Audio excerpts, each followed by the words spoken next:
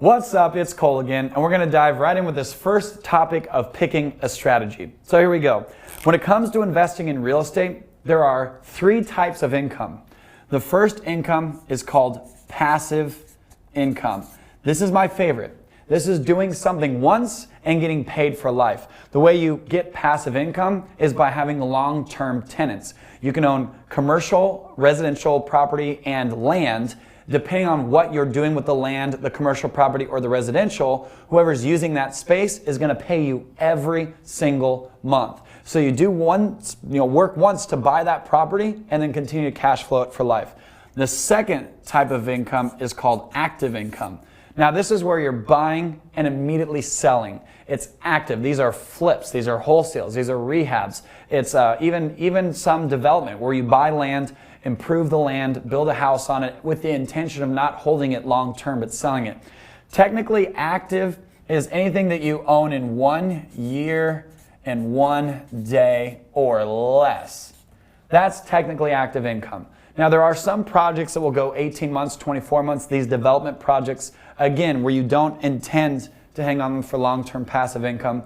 But as a general rule of thumb, active income is any money you earn, or short-term income is any money you earn in less than a year and a day.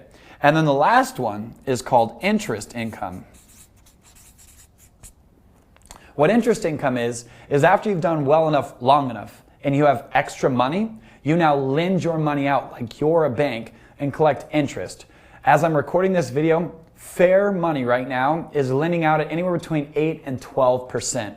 So let's say I have $200,000 in a CD, getting me 0.25% at Chase right down the bank, right around the corner. And I say, you know what? 0.25% probably isn't going to give me the retirement I've always wanted. So you can take money out and decide to do whatever you want. And not being a licensed financial planner, I can't tell you what to do with your money. I can only tell you what I've done with mine. Instead of putting it in CDs, where I'm getting less than the current inflation rate, which means I'm actually going backward, I lend my money out to other real estate investors to use my money and pay me annually anywhere between 8 and 12%. Now I'm ahead of inflation and I'm collecting what's called interest income. What we're going to focus this whole program on is passive income.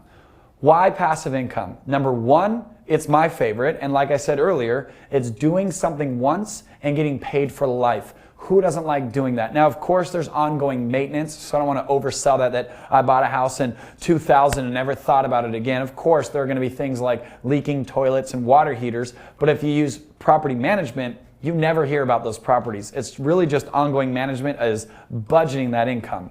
So we're going to focus on passive income in this program, in this section, about how to find passive income properties and cash flow them for life. Another thing that I like passive income for is, as you're watching this video, real estate might not be what you want to do as a career. You might be an app developer. You might be a career professional and you love your job. You might be a firefighter, police officer. You might be active military. It doesn't matter. Whatever your dream job is, if you've got it, but you're just looking for some more income for retirement, something to help pay the bills now and something to have for your future, passive income is a perfect fit. Interest income can be as well. Active income is the business of real estate. That means your 9 to 5 is buying, fixing, and selling houses. So the reason we're going to talk about passive income in this portfolio is, again, it's my favorite, so it's what I like to talk about the most. But number two, no matter who you are watching this video, this program is going to be a perfect fit for you because it can be a great complement to what you're already doing. Or if you get aggressive enough at passive income, it can meet or exceed your current livelihood, your current income. Let's just say that your absolute mandatory monthly bills are $6 to $7 grand a month, depending on where you live in this country. And I can show you how to collect $10,000 a month of passive income. You're now financially free. You might not be on the cover of Forbes magazine, but you're not worrying about money anymore because you go to the mailbox and you bring in all your bills and you bring in all of your passive income checks and you line them all out on the table. And when you add up all the bills and you add up all the checks, you have more coming in than going out. That's called financial freedom. We're going to show you how to do that. So as far as picking a strategy, you have passive, active, or interest income. We are going to focus on passive income. But what's cool about finding deals is this is going to work for all three. As we teach you how to find deals in this next section, you can apply that to finding active properties as well. So I'm really excited to dive in. Now, besides what type of income you're earning, part of picking the strategy is what type of real estate you want to do. So obviously, there's residential. Residential is a great entry level, right? A lot of people want to get rich quick, which real estate is not get rich quick. It's build wealth for life. But residential is very entry level, okay? If you want to start buying commercial buildings like what we're filming this in, we're talking tens or even hundreds of millions of dollars. I wouldn't start there. Residential is a great place to start. So you've got residential, and residential can kind of be commercial. For instance, I was a part of a group, we bought a 196 unit apartment building. That's a commercial building, yet it was 196 residential units. So that's kind of a hybrid as well. So you got residential, then you've got commercial. Commercial is defined as any property that has over 5 units. So if you're going to go buy a fourplex or a triplex or a duplex, that's still considered residential. And then obviously a single family home, which we in real estate, we call those SFRs, single family residence, then obviously that's residential. Commercial is anything that has 5 units or more in it. So if you're looking at that 7plex, that's called a commercial deal. Even though people are living in it and it's a residential property, because it has greater than 5 units, it's considered commercial. And then obviously there's land acquisition, land development. We've done that before in Austin, Texas. This is actually where I started my career, was buying raw land in Austin, Texas, and holding it as the market had appreciated to then turn around and sell it and or develop on it.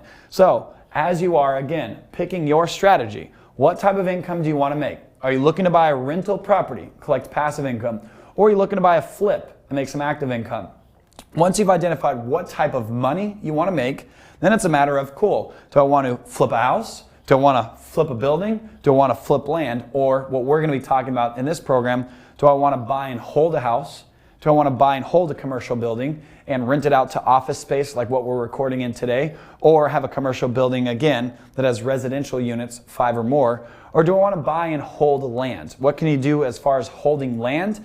Depending on how it's zoned, we have people who have bought raw land and then let other people build on their land storage units. So they didn't own the storage unit or the storage unit business, they owned the land. A different company came in and said, we love your land, we'd like to bring in some tractors, make it flat, bring in some gravel, build some buildings, and run our storage unit business here. The person owning the land said, fantastic, and they had to pay them every single month to build that building. So land, again, depending on how it's zoned and whether it can be used for commercial use or not, can also be a great way to just buy something where someone else has to come in and do all the development and worry about all the utilities and all of that, and you just get paid because they're running their business where you live. So that was a quick recap on how to pick a strategy. I look forward to seeing you in the next video where we talk about marketing.